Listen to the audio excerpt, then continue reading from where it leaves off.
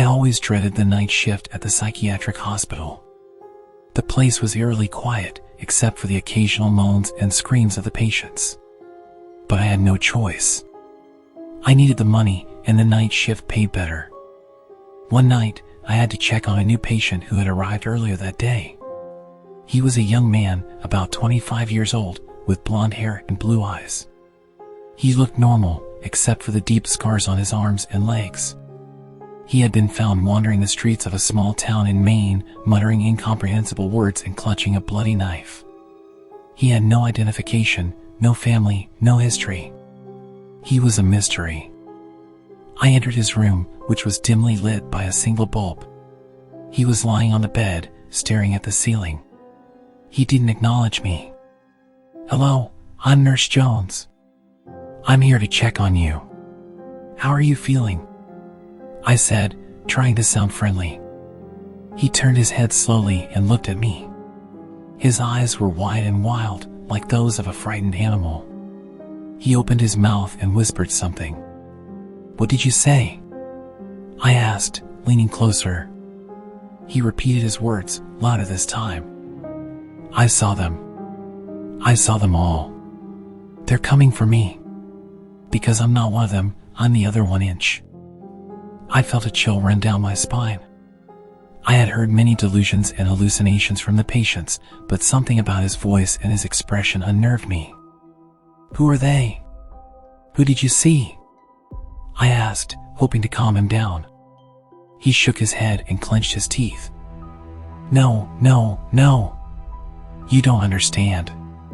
You can't understand. They're not human. They're like a disease that devours everything in its path." He started to tremble and sweat. He looked around the room as if expecting something to appear. "They're everywhere. They're hiding. They're waiting. They're watching. They know. They know everything. They know what I did. They know what I saw. They know what I know." He grabbed my arm and pulled me closer. His grip was strong and painful. "You have to listen to me. You have to believe me. You have to help me. Please, help me. They're coming. They're coming soon. And when they come, they'll kill us all. They'll kill us all and take our souls." He was sobbing and shaking. I tried to free myself from his grasp, but he held on tighter. Please, calm down. You're safe here. Nothing is going to hurt you. You're just having a bad dream. A nightmare. It's not real. It's not real," I said, trying to soothe him. He looked at me with a mixture of fear and pity. No. You don't get it. You don't get it at all. This is not a dream.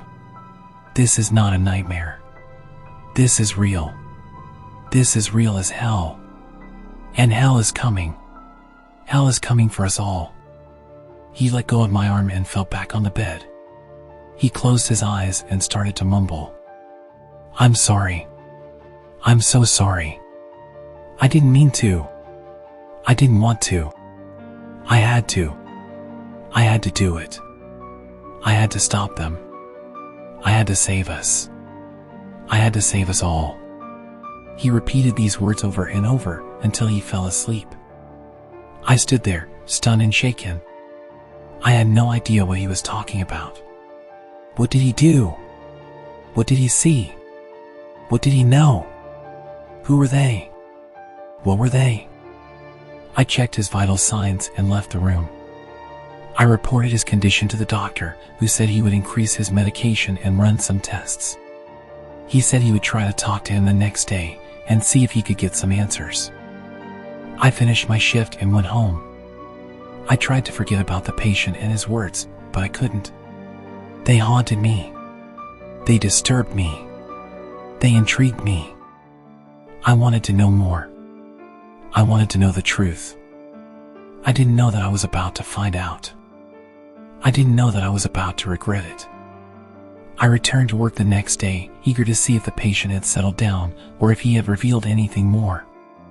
I hoped the doctor had been able to talk to him and get some clues. I checked the roster and saw that he was still in the same room. I decided to visit him before the doctor got there. I walked down the hall and reached his door. I heard a scream behind me. I turned around and saw a nurse running towards me. She looked terrified. "Nurse Jones, thank God you're here. There's been a murder," she said, panting. "A murder? What are you talking about?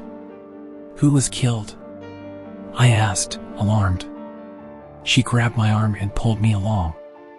"Come on, I'll show you. It's awful. It's awful," she said, trembling. She opened the patient's ward door and pointed inside. I was horrified by what I saw. I looked and felt a surge of nausea. The ward was a disaster. The bed was flipped over, the sheets were shredded, the pillow was torn. The walls were scratched and bloody. The window was broken and glass pieces were scattered on the floor. And that patient was missing. I gasped and backed away. I felt a rush of fear and confusion. Where was he? How did he get out? What did he do? There were 4 bodies on the floor. They were all butchered beyond recognition. Their limbs were cut off, their eyes were scooped out, their throats were slashed. Their blood stained the floor and the walls. They were the other patients from this ward, the patient I looked for appeared. I recognized them by their names on the tags. They were all diagnosed with schizophrenia, bipolar disorder, or psychosis. They were all harmless and innocent. They were all dead. I felt sick and dizzy. I couldn't believe what I was seeing. Who did this? Who could do this? I heard a voice in my head. A familiar voice. A voice that froze me to the bone. I did it. I did it. I had to. I had to do it. I had to stop them. I had to save us. I had to save us all. It was the voice of the patient. The patient who had escaped. The patient who had killed them all. I fled the ward with the nurse behind me. We were both in shock and panic. We had to find the patient. We had to stop him. We had to alert the security. We reached the main hall where the receptionist was sitting. She looked up and saw us. "What's wrong? What happened?" she asked, concerned. "There's been a murder. A murder in the hospital. The patient from room 9. He escaped. He killed 4 people. He's still on the loose. He's dangerous. Call the police. Call the police now," I said, gasping. The receptionist's eyes widened. She grabbed the phone and called 911. She spoke to the operator and explained the situation. "Help is on the way.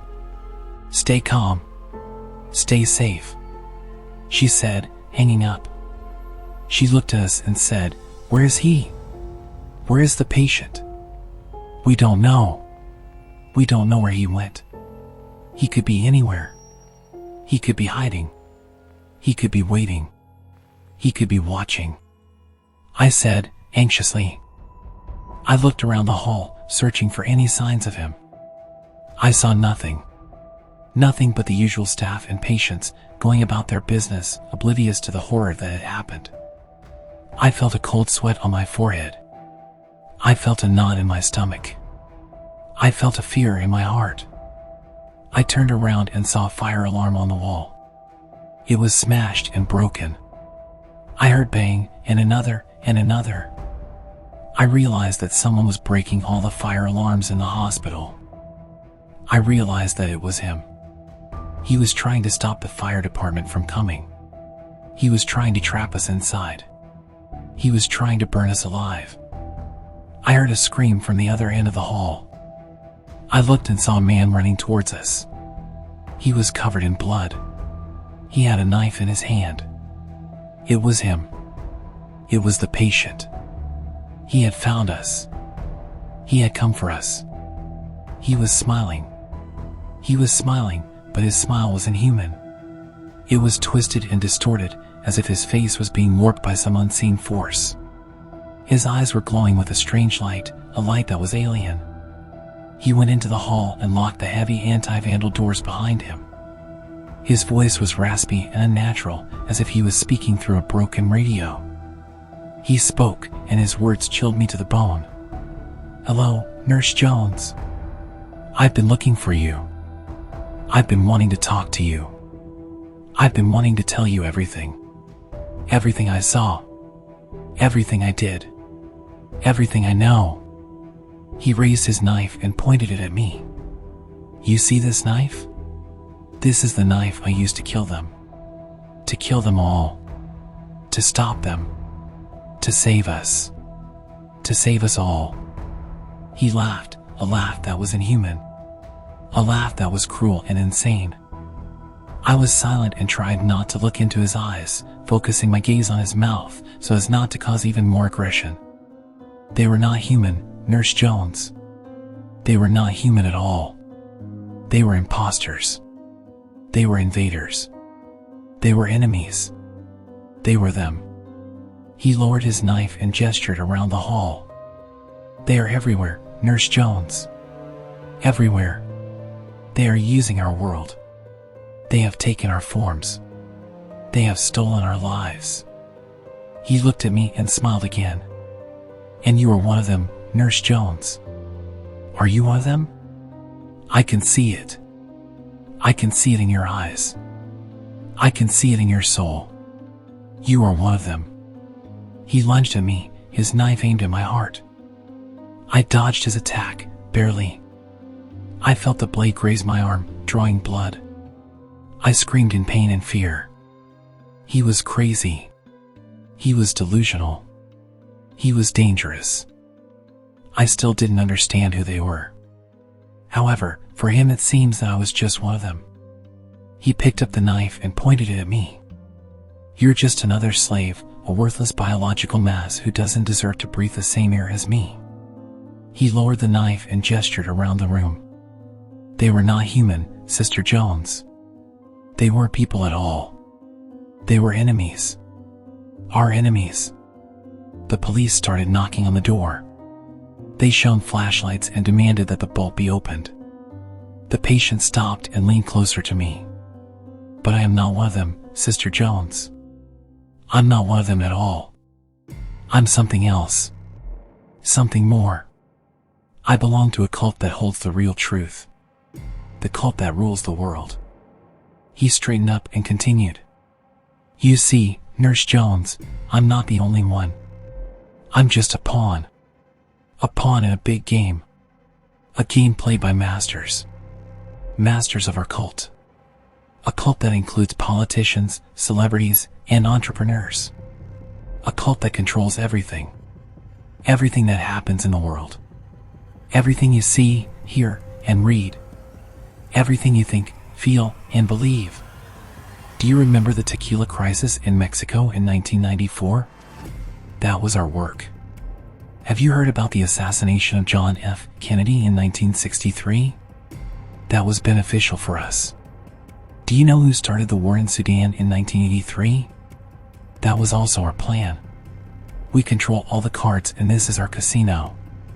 And soon your world will end. That will be only the beginning of our cult." The police began to break down the doors. Dull blows echoed in the hallway. Several other patients hid under tables and whined quietly. He sat down on the edge of the table standing near the wall. "A cult cannot exist without sacrifices, and we make them. You, worthless fleas. Your lives is our payment for our greatness. And your religions are just for fun, for example, the same 7 deadly sins when God himself possesses some of them." He assumed a pose parodying a priest. "For the wrath of God is revealed from heaven against all ungodliness and unrighteousness of men," Romans 1 verse 18. The real truth is actually dark and terrible. I am ready to be reborn. He looked me in the eyes and cut his throat. He fell to the floor, bleeding and smiling. He was dead. I stood there, stunned and shocked. I didn't know what to do. I had no idea what to think. I had no idea what to believe. Another nurse answered the door for police, followed by an ambulance and firefighters. They asked me questions, but I couldn't answer. I was in shock. I was in denial. I doubted it. They took me to the hospital, treated the wound, and gave me sedatives. They said I was lucky to be alive. They said I was a hero. At home I tried to calm down, but I couldn't. I could not sleep. I couldn't eat. I couldn't relax. After brushing my teeth, I went into the bedroom and saw him again. He sat calmly in a chair opposite the bed with a purple scar on his neck. He said, "You think I'm crazy, but I'm not. You think I'm dead, but I'm not. You think you're safe, but you're not." In a panic, I grabbed the doorway to keep from falling. His spirit disappeared. I quit my job and then tried to live modestly and not draw attention to myself. I changed my name and moved to another state. I cut off all contact with my family and friends. I lived alone and isolated. I hoped he would leave me alone. I hoped that he would forget me. But I knew he wouldn't do it. I knew he couldn't. Because I was the one who deserved to die. A person not from a cult. Just a human. Have you ever been to a mental hospital? For me, one of the most difficult moments is telling a helpless, weak, withered old lady who has spent 30 years locked up that I cannot help her. Not me, nor anyone. So I lied to her and asked her to tell her story in every detail so that she could have at least a shred of hope for retribution. Camila was a young and attractive college student living in a small town in Flagstaff, Arizona. She had fallen in love with the handsome sheriff Noah, who had dumped his ex-girlfriend for her. Camila looks lucky and happy until the day she found a bloody hairpin on her doorstep. It was a clear sign of a threat, and she immediately called her boyfriend to tell him about it. He tried to calm her down, saying that his ex was just jealous and harmless. He asked Camila to come over to his place, just to be safe. She agreed and packed a bag. She didn't notice the TV in the background, showing the breaking news of a series of murders and disappearances in Flagstaff. The police had no clues, no suspects, no motives. The townspeople were terrified, whispering about a serial killer on the loose. But she was too distracted by her love life to pay attention. She also missed another bloody hairpin near the TV as she left her apartment. Camila got into her car, but on the way, she was stopped by her neighbor, a grumpy old man who always wore a blue vest. He yelled at her for parking too close to his car and threatened to slash her tires. She ignored him and drove away, feeling annoyed. She turned on the radio, hoping to hear some music. Instead, she heard a report about the latest victim of the killer. The body was found near the forest, mutilated. The reporter said that some witnesses claimed to see a strange voodoo doll near the murder scene. Camila shivered and glanced at the forest that lined the road. She thought she saw something moving among the trees, something tall and thin and pale. It was something very familiar. She blinked and it was gone. She sped up, feeling a surge of fear. She reached her boyfriend's house and saw his ex-girlfriend's car leaving. Camila didn't care, she just wanted to see Noah. She ran inside and found him picking up broken dishes from the floor. Noah looked up and smiled, and Camila threw herself into his arms. He hugged her and kissed her and told her not to worry. He showed her his shotgun and said he would teach her how to shoot. He said he would protect her from anything and anyone. Noah said he loved her, but Camila noticed a strange look in his eyes when he said, "I know how to kill."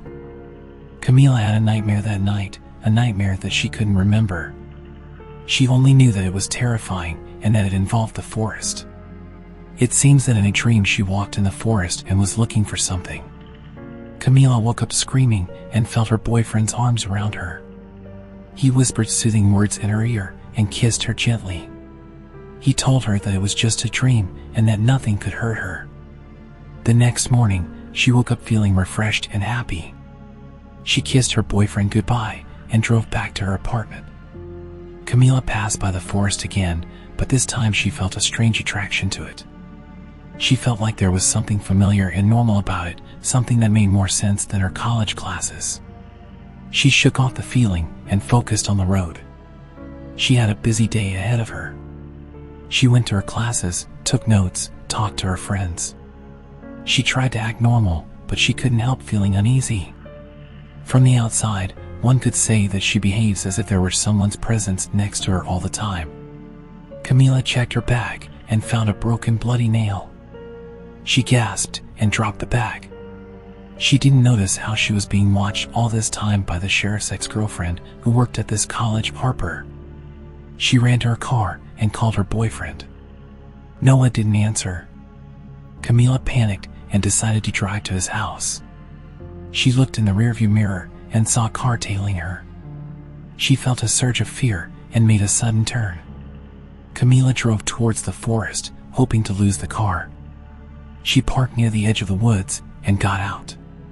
She ran into the forest, not knowing where she was going.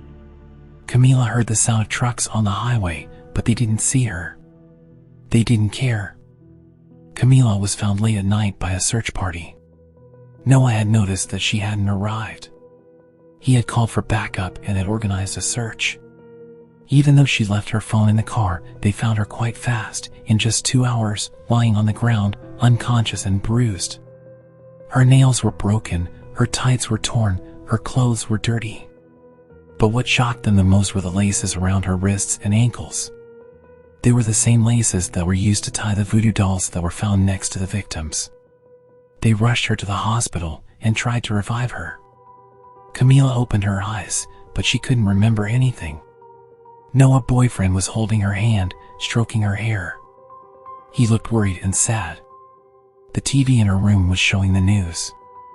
Another person had disappeared. She saw the image of the missing person on the screen. It was her neighbor, the one who had yelled at her. She saw the rescuers pulling a bloody blue vest from a storm drain on a bridge near the forest. She felt a chill of horror and squeezed her boyfriend's hand. He kissed her forehead and told her that everything would be okay. Noah said that the FBI was coming to help with the case. He said that he would never let anything happen to her. Camila looked at her boyfriend with fear and doubt in her eyes. She asked him if she would be the next victim of the killer. She asked him how he could have dated Harper, who was clearly the one behind the murders. Noah felt a surge of guilt and anger. He called his ex, but she didn't answer. He told Camila that he had to go and talk to her, that he had to find out the truth. He left Camila in the hospital, alone and scared. He drove to Harper's house and kicked the door open. He found her in the living room, sobbing in front of a wall covered with newspaper clippings. The clippings were about the missing people.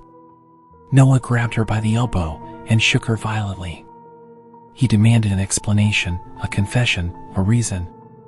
She looked at him with a mix of fear and love. She denied any involvement in both the intimidation of Camila and the murders. But Harper said she saw something that might explain what was happening. She said they had to go to the forest, where it all started. Harper said she loved him. He didn't believe her. It sounded like a trap, so Noah dragged her to his car and drove to the forest with his hand on his gun holster. Soon, they stopped the car and walked. Harper said to stay over the hill and wait. The moon was shining brightly, casting eerie shadows on the trees. Noah was getting impatient when he finally saw a figure emerging from the forest. It was tall and skinny, with pale skin and a large mouth. It was dragging something behind it. They followed the figure as it moved towards the lake. It stopped at the shore and sat on a rock. It lifted the thing it had to its mouth and started to gnaw on it. Across the lake, they could see a campsite with a tent and a fire. They could hear the voices of a family laughing and singing. The figure kept chewing, oblivious to the noise. Noah felt a wave of horror as he recognized that the thing it was gnawing on was a human limb. It was a hand, obviously a hand that belonged to one of the missing people. Noah was a cop, and he had seen many gruesome things. But this was too much. He grabbed his gun and ran towards the figure.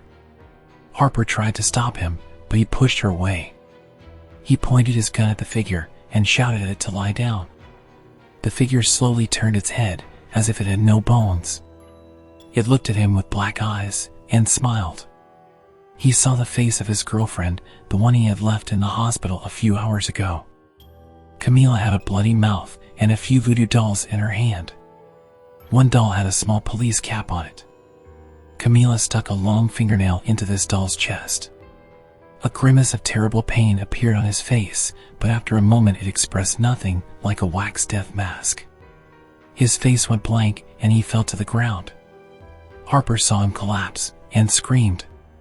She ran away through the forest. She felt the branches hitting her face, the rocks hurting her feet. She reached her car and drove away. Harper almost crashed into a truck, but she didn't care. She just wanted to get away from there. But the worst things happened the next day. Harper was shocked when she saw Noah the next day in the town. He was alive and he looked normal. He was wearing his uniform and he smiled at her. Harper saw his girlfriend, Camila, too, the one who had eaten someone's hand. She looked normal too, except for the voodoo dolls she was carrying. They were handmade and they looked like the missing people. As if mocking, Camila said to Harper that dolls were her hobby and she asked her to buy one at her new store on Etsy where she sold them. Harper never saw them again after that day. They moved out of town and disappeared from her life. But they didn't disappear from her mind. She kept having nightmares that she couldn't forget. She saw their faces, their smiles, their blood. She heard their voices, their laughs, their lies. She felt their touch, their kiss, their smell.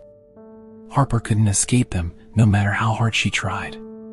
Harper herself began to doubt what she had seen until she was accidentally told that one family had gone out for an overnight camping trip near a lake and their dog, a trained pit bull, had been killed and mutilated by a bear in the forest while camping. She wanted to tell someone what she had seen, so she went to the police and told them everything, but no one would believe her. She wasn't the only witness to the police, she was just crazy. But they didn't believe her and locked her up in an asylum. That's where I met her, and that's where I wrote this story. Poor, unfortunate Harper has wasted years trying to cope with memories about those supernatural events that she didn't ask for in life. Harper begged me to help her, to expose them, to stop them. She said they were still out there, still killing, still playing with their dolls. Creativity and madness. These two states are in adjacent realities and often intertwine, creating great masterpieces that are hard to understand for the uninitiated.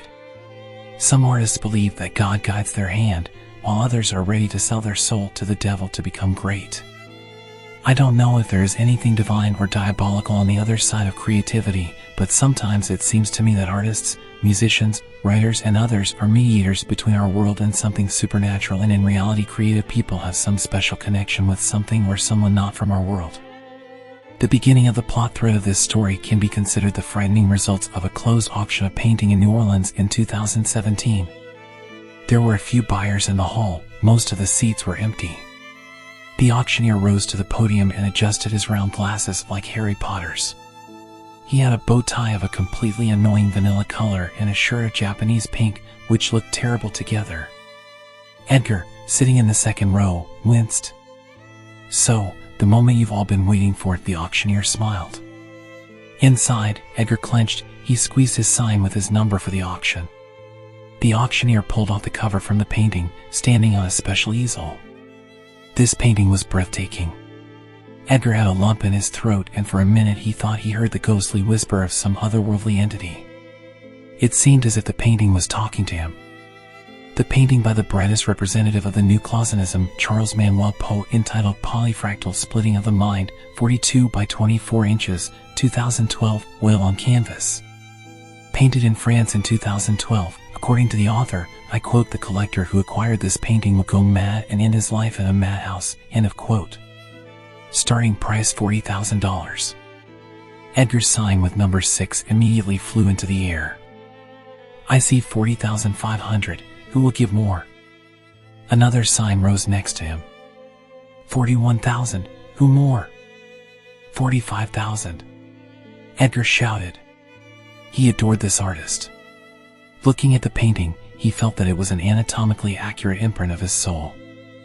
A woman with number 4 sat next to him. She leaned over to Edgar and whispered, "Are you not too rash? And if not a secret, who are you working for?" "I collect this artist and I'm ready to fight." "And you?" Edgar replied, 46,500. Another buyer on the left raised his number. Number 4 pursed her lips. "My client gave me all the authority to win this auction," and loudly added 47,000. "I'm not in a hurry," Edgar smiled. He continued to hear the whisper of the painting and raised the price again and again. In the end, after some time, Edgar heard the coveted words. "Sold to number 6 for $84,000. The auctioneer banged the hammer and adjusted his bow tie. It was unusually quiet. Warm vanilla color on cold pink. Who hired him? Edgar thought, but he was no longer bothered by it. Another painting by one of the most mysterious and hidden artists of France already belonged to him. Charles had never been seen by anyone. At all exhibitions and openings there were only his representatives, not a single photo on the internet, and no possibility of feedback. A man of mystery. A man of fog. A man of shadow. Does he exist at all? After completing all the formalities, when Edgar carried his case with his painting down the corridor, he met the woman, buyer number 4. She was recording a message on the client's answering machine. Edgar heard a phrase that amused him. "I can try to buy the painting from the new owner. We know each other. But Mr. Allen, our budget will have to be increased. Call me back when you are in touch. Have a nice day." "You don't even know who I am," Edgar thought.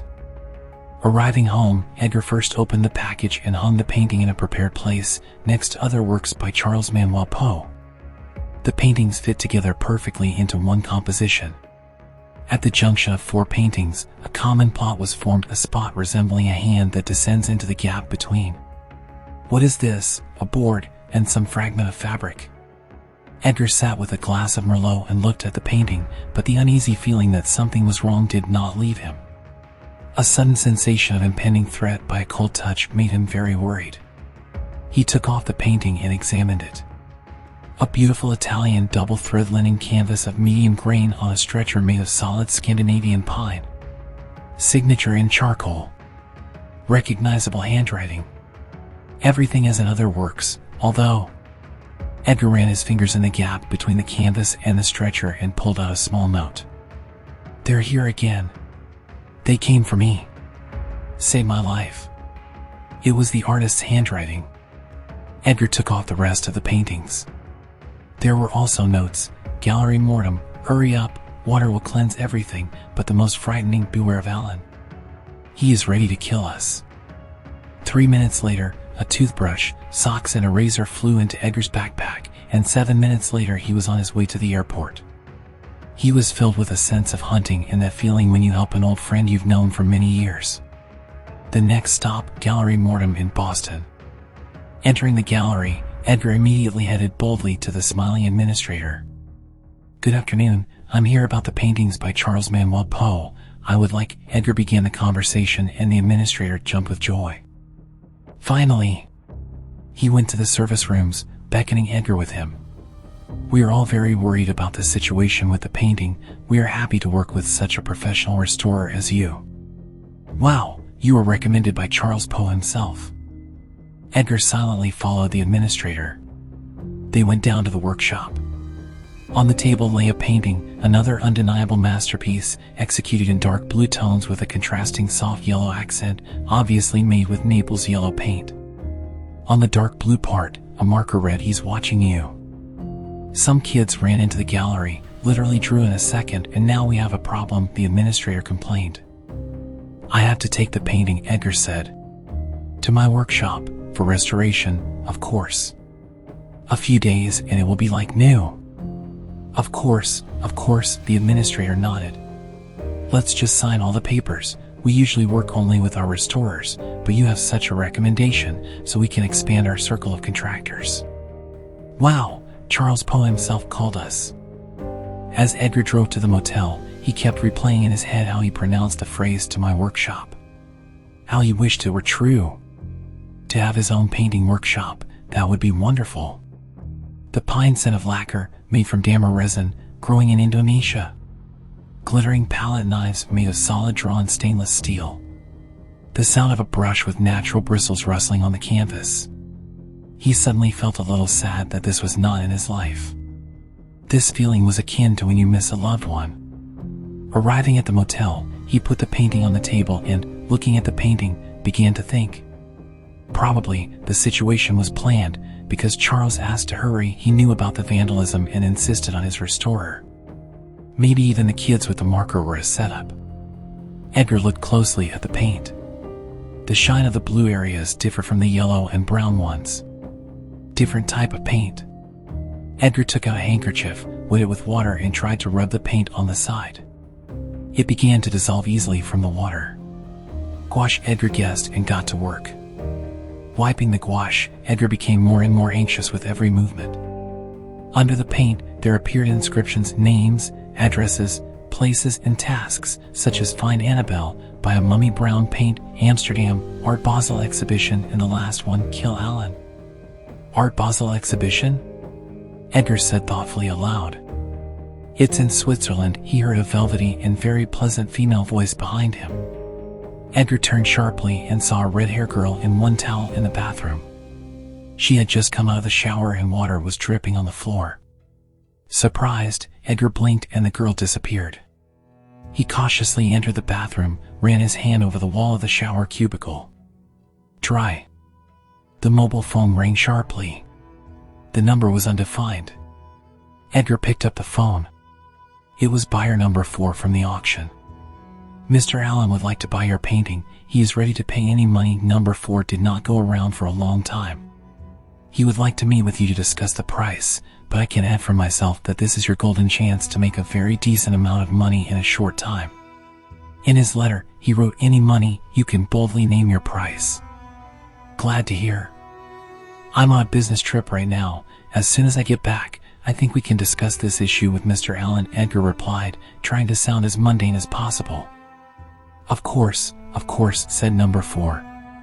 And what if Mr. Allen comes to you? Where are you? You know, I'm a little busy right now. You know, my company sells soap, shampoo, and other detergents to large hotels, so I'm not in one place, but travel all over the country, Edgar lied, glancing at the bathroom, where he had just seen the ghost of a red-haired girl. His heart was pounding like crazy. The case was really going to murder. I will pass your words to Mr. Allen, said number 4 and hung up the phone. Edgar took out the SIM card, cut it with scissors, and threw it in the trash can. It seems he needed to fly to Europe. Maybe this will give answers to all the questions, but for sure it will allow him to stay away from this Mr. Allen. Edgar took the painting, looked at all the inscriptions again to make sure he remembered them, and went out to the backyard of the motel. There were several empty barrels. There was some garbage in them. With pain and sadness, but at the same time full of determination and sacrifice, Edgar cut the canvas from the stretcher and threw it into the barrel. The broken stretcher followed. A few clicks of the lighter and the fire began to consume the painting. It was getting dark. Edgar silently watched as the tongues of flame devoured the painting. He calmed himself down by the fact that Charles wrote this painting specifically to convey the message, and it is not something important. When the smoky tongues of flame jumped, emitting black tar smoke, Edgar thought he heard some whisper. It was a whisper in a language unfamiliar to him, although the voice seemed familiar. It seemed that the layers of paint were alive and burning. They spoke to him. Disturbed, Edgar returned to the room and lay down on the bed. After a couple of hours, he managed to fall asleep. In his dream, he walked to the blue, almost ultramarine-colored door. Opening it, he found himself in an art workshop, and he had a clear feeling that it was his workshop. There were people in it. Someone sat on a chair, reading, someone looked at the paintings, someone drank tea. Suddenly fire engulfed everything, and the paintings, and the people, and Edgar himself. He looked at his burning hands and did not know what to do. Edgar was pulled out of his nightmare by the sickening sound of an alarm clock. As he drove to the airport, he couldn't shake the feeling that the smell of a burning painting was following him. While waiting to board a flight to Amsterdam, Edgar noticed an advertisement for tracking systems for dogs that help track the condition and location of a pet. The brand was called Alan. Edgar looked at the poster and hoped that it was just a coincidence, but what he definitely didn't notice was the red-haired girl he saw in his shower yesterday. She was wearing a coat the color of Turkish turquoise and stood in the middle of the hall, surrounded by people going about their business, drinking soda through a straw and watching Edgar. During the flight, Edgar passed out almost immediately. He came to his senses when the landing was announced. He took out his phone to look up the hotel address, but for some reason the phone was dead. Just like a laptop. This is not a very good sign, thought Edgar. I once read an article that the first sign of surveillance is the rapid discharge of the phone and other devices. Despite the feeling of being cornered, Edgar still liked Amsterdam. There was something cozy and familiar about it. There was little left to do to find a rare paint, which was called brown mummy because its main pigment is the bodies of mummies ground on millstones and which has not been produced for more than 80 years. It is unlikely that this will be available in a regular store. Rather, you need to look for an antique one. Edgar remembered that near the assignment in Amsterdam, an address was written on the painting. It turned out to be a pub. Edgar sat near the window with a mug of beer and looked at the passing cyclists. An old man sat opposite him. The old man was missing his left eye and the fingers of his left hand. He had an emerald green tie. "Hi, I'm Auguste. Are you staying long?" he asked. Because of the accent, Edgar had trouble understanding what the old man said. "Hi, Auguste. I need to buy a souvenir, and then I'm leaving," Edgar replied and took a sip. The old man watched with lust as he brought the mug to his mouth, and when Edgar took a sip of beer, the old man almost moaned with pleasure. "You see, I can't drink," the old man waved his hand in the air indicating his entire left side of the body. "I lose control and get into trouble when I drink. I love beer. Come on, take another sip, and I'll watch." Auguste smiled. He had no more than 6 teeth. For some reason, Edgar found all this incredibly funny. He loudly sipped the beer, joked, and they both laughed. There was something in this old man, like when you find forgotten old worn sneakers in the attic, put them on and, oh God, how comfortable they are. "So, what kind of souvenir?" Auguste asked. "Paint, rare," Edgar answered. The old man nodded, then turned and said something to the bartender in Dutch, pointing to the beer. A waiter came with a menu, a dark-skinned boy. The old man said something quietly to him in another language, similar to Arabic, and discreetly slipped 20 euros into his pocket. The boy pretended to take the order. "He's a Copt, from Egypt, if you know what I mean," Auguste said. Edgar didn't understand. He was exhausted from the flight and already looked at the remains of foam at the bottom of his half-liter mug of beer. He didn't even notice that the language that Auguste and the boy spoke was similar to the whisper he heard burning the painting. The boy brought some fish, put a napkin next to it, and left. Auguste handed Edgar the napkin and said, "In your pocket." Edgar noticed that there was an address and some scribble on the napkin. After finishing the fish, Edgar left cash and left with Auguste. "Good luck, sir. See you next time," the bartender said after them. Edgar and Auguste stood on the street. "Well, I have to go. Maybe we'll see each other again." The old man limped along the sidewalk. "Hey, I owe you," Edgar started to say, but Auguste interrupted him. "You owe me beer," the old man grumbled, showing Edgar middle finger, and disappeared into the crowd of tourists. Following the address on the napkin, Edgar found a charity foundation named after some saint he had never heard of before. In the reception area, there were many photos of building schools and water pipes somewhere in Africa, and on every corner there were appeals to donate money and pictures of suffering children. Behind the administrator's desk, there was a well-groomed blonde girl in a nicely tailored business suit. "You've come to the right place," she said as soon as Edgar entered. She stood up and was about to give him a promo tour when he handed her the napkin. Her sugary, obsequious smile changed to a poker-faced expression. She silently took a calculator from the table, typed in the numbers 850 and showed it to Edgar. Then she pushed a box with a heart on it, which said cash donations, towards him. Feeling disgust, shame, and guilt, Edgar shoved the cash into the hole. The girl disappeared into a room behind her and came back a few minutes later with 2 small boxes. She handed the smaller one to Edgar. The other one she just opened. Inside was a gold ornament with natural pearls and ivory, definitely an archaeological cultural value and clearly contraband. Edgar shook his head and walked out with his little box.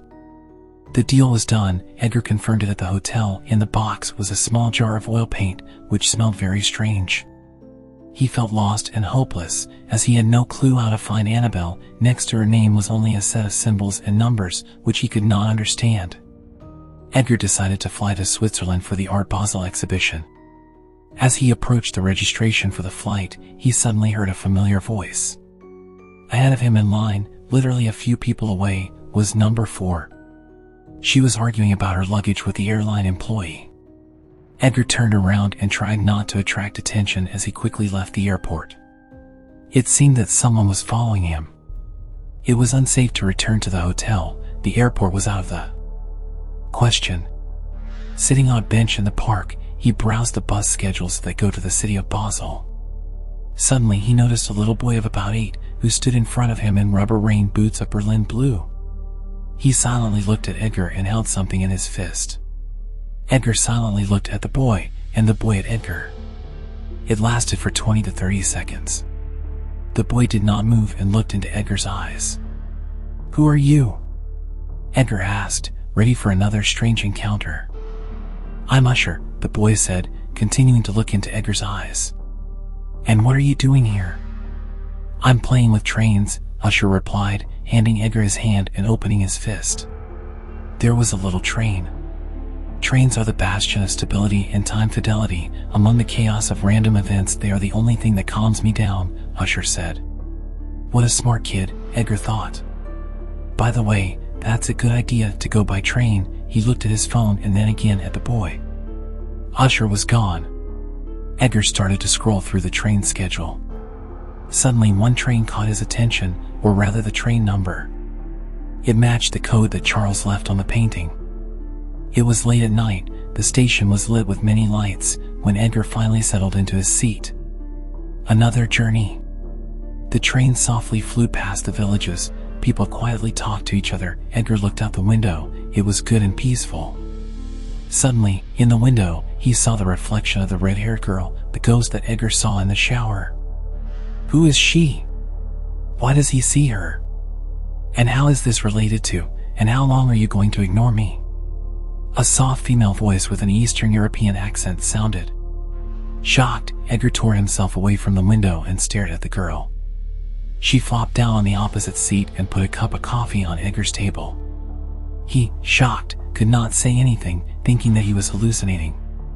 Can you believe it? They didn't have cinnamon. It's just awful. She irritably took off her scarf. Excuse me, what? Edgar quietly asked, still thinking that it was a hallucination. Coffee, she pointed her hand at the cup. I asked them to add cinnamon, but they simply don't have it. Am I a caveman to drink coffee without cinnamon? She rolled her eyes. I had to take a macchiato, she continued and stretched out her hand in a knitted glove without fingers. By the way, my name is Annabelle, so you... Cold sweat broke out Edgar. Everything that was happening seemed unreal. Yes, Annabelle interrupted him. Here, she handed him a wide flat box. Tomorrow at the exhibition, row D, seat 24. Annabelle took her macchiato and started to drink loudly through a straw as if she was 14. Edgar opened the box. There was a painting by Charles Manuel Poe, but something was wrong with it. Something was missing. What is this? What am I supposed to do with it? Edgar looked at Annabelle in bewilderment. She gave him a sideways glance. Her look said, You're such a dummy. Finish it. It's a personal request from Charles, she said slowly. Ow. Me? Edgar was amazed. Annabelle sighed irritably. Business is business. Well, I have to go. She took her scarf and got up. Don't be sour, she threw over her shoulder and went to another railcar. In the box there was one brush and some liquid with an amber tint. By the smell, Edgar guessed that it was a mixture of varnish, solvent and linseed oil, a typical mixture for classical painting, popular in Eastern Europe under the name Trio. Edgar took out the paint he bought today. An ominous whisper was in his head, voices spoke and spoke, darkness thickened around, and he saw only the painting in front of him. Suddenly, Edgar noticed that on the back side of the painting something was attached to the stretcher. It turned out to be a small tube of paint. It was the familiar to all artists brown Van Dyke of some cheap brand. With it was a note, written by Charles's hand, which read, "Choose for yourself." Edgar held in his hands two paints, one of which clearly had a dark origin and possibly some supernatural qualities, which, perhaps, were the secret of the paintings by Charles Manuel Poe. Or was it success and talent? After thinking a little, Edgar chose the ordinary paint that Charles attached to the painting. He started to paint. It was deep into the night, the train gently swayed, and just as rhythmically as the breathing of a sleeper, the brush in Edgar's hands softly slid over the canvas. Under his brush, blurred mystical images began to appear on the canvas, which seemed to want to say something, but could not. "It's wonderful," he heard a girlish voice right behind his back. Edgar was torn out of his trance with such force that he could not breathe for a second. "SHH, don't bother him." Behind Edgar's back stood two teenage girls and watched him paint. "Sorry." "Let's go," said one of them, and they left. Edgar looked at the painting. Indeed, not bad, he thought, and put away the paint. Edgar instantly fell asleep and woke up only when the train arrived in Basel and the last passengers were leaving the cars. The Swiss air was invigorating, but even more so Edgar was invigorated by the fact that while he was sleeping on the train, his phone and laptop were stolen. However, this did not prevent him from following the plan. After wandering around the exhibition for a while, Edgar saw the pavilion he needed from afar. There was a representation of some gallery. A tall, stately woman with exquisite earrings was laying out flyers. When she raised her head, she immediately noticed Edgar, who was walking straight to her, and this somehow alarmed him. He had the feeling that she knew him. "Good day," Edgar greeted. "Hello," the woman replied, putting on gloves, as if she knew why he was here, as well as everyone else he had already met. It remained only to understand for himself what he got into. Meanwhile, Edgar put the box on the table and opened it. "God, this is beautiful," exclaimed the gallery owner. "What composition, what tonal contrasts." She leaned over and whispered conspiratorially, as if knowing some secret, "My congratulations to Charles." Edgar felt like a cheat. The gallery owner continued, "I think a couple of days and they will take it." "The payment details are the same?" Edgar nodded yes. "There is no need to hurry." "And can I check the details?" The gallery owner showed him a sheet of paper with Charles Manuel Poe's signature. "France, City of Marseille, street, house number, account number." "Yes, everything is correct." Edgar pushed the sheet away. "I have to go, of course. I do not dare to detain you," the gallery owner replied. For a moment, an expression of compassion and pity flashed on her face. Even the ghost of Annabelle was not as stressful as this. What is going on here? Edgar thought. On the way to Marseille, nothing unusual happened, but the most terrible surprise awaited Edgar when he arrived at the specified address late at night. It was a psychiatric hospital. Edgar stood in front of the closed gates, not knowing what to do. The door near the gates opened and a guard looked out. "Monsieur decided to visit us? Do you want to come in, say hello?" "No, I'm just looking for someone," Edgar answered. "I see." It seemed the guard was momentarily confused. "And what is your name?" "My name is Edgar. I'm looking for a person named Charles Manuel Poe. He is an artist. Have you heard anything about him?" Edgar felt some tension. "Of course, mon chéri," the guard was all cordiality. "Come in, my dear kind Edgar." This way. He stepped away from the door and gallantly offered Edgar to enter. Something was wrong. "And I also wanted to ask about Alan. Do you know him?" Edgar pretended to be going to enter the door. "Of course, my dear friend, you will be able to learn everything about Alan right here." Edgar turned around 180 degrees and ran down the street. "Edgar, stop!" The guard shouted behind his back, but Edgar ran and ran. The paint from his backpack started to whisper again. Shadows from every corner pulled their tentacles towards him. He didn't remember how, but he ended up at the intercity bus station and was already sitting on the bus. "Alan got to Charles and I'll be next. Damn it, What have I gotten myself into? Edgar was scared, felt a surge of panic, his heart pounding in his chest, and he just wanted to get away anywhere.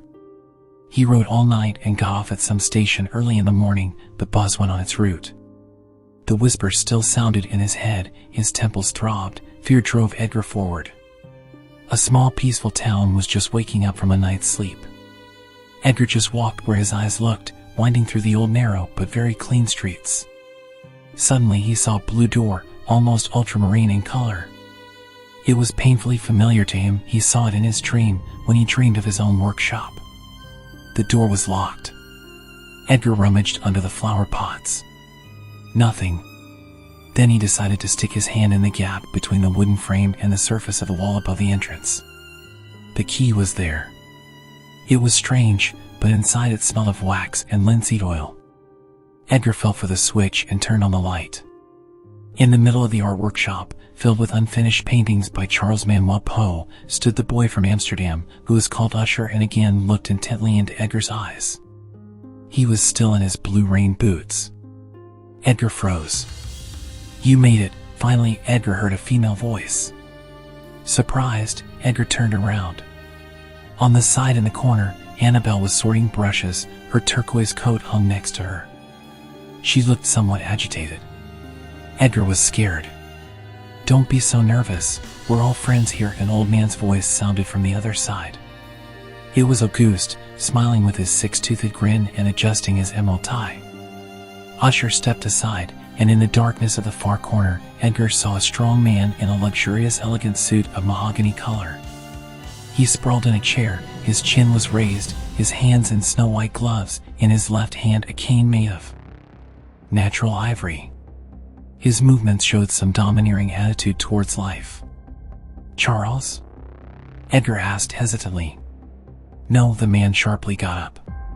"Charles is temporarily unavailable.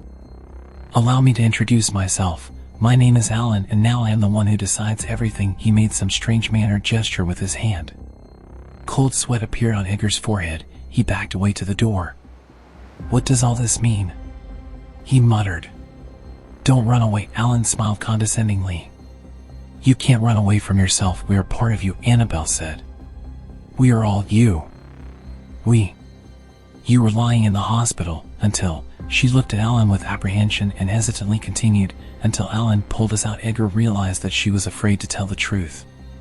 In front of Edgar's eyes, in one moment, such moments flash before his eyes, as he sits alone in a bar in Amsterdam, as he sits on a bench and talks to himself, as a DHL courier delivers him a painting right on the train, and the most terrible, as he listens to the voicemail of number 4, as he writes her a letter, as he installs a tracking program on his, Edgar's, phone, as he rummages in a barrel, trying to find the remains of the burned painting, to know what Charles had in mind. Among the memories, the image of a good-natured fat man with a beard and a sleeveless cornflower blue vest slips through. He has a brush in his hands. This is Charles. In the next memory, Charles is tied to a chair, and Alan beats Charles with his heavy cane, hitting his arms, his fingers. Edgar looked at the back of his hands. There were scars. "We all have these scars." The other personalities showed their hands. The scars were identical. Edgar felt a surge of horror, his legs gave way and he collapsed on the floor and wrapped his head with his hands. "While you come to your senses, I'll outline our next steps," Alan said. "We may have to kill a few people, I mean not us, but those outside." He pointed his cane at the window. "But you know, the paint made from ground mummies certainly has its energy, and I sometimes hear their souls scream, but it's not enough." Even Charles opposed it, unlike our hero Edgar. "We will need some blood, spleen, a couple of bones, and what is important, everything must be extracted from a living person. In the end, this will raise the quality of the product we produce to a new level. Edgar has already shown that he is no worse than Charles. You understood me, right? Can you handle a knife?"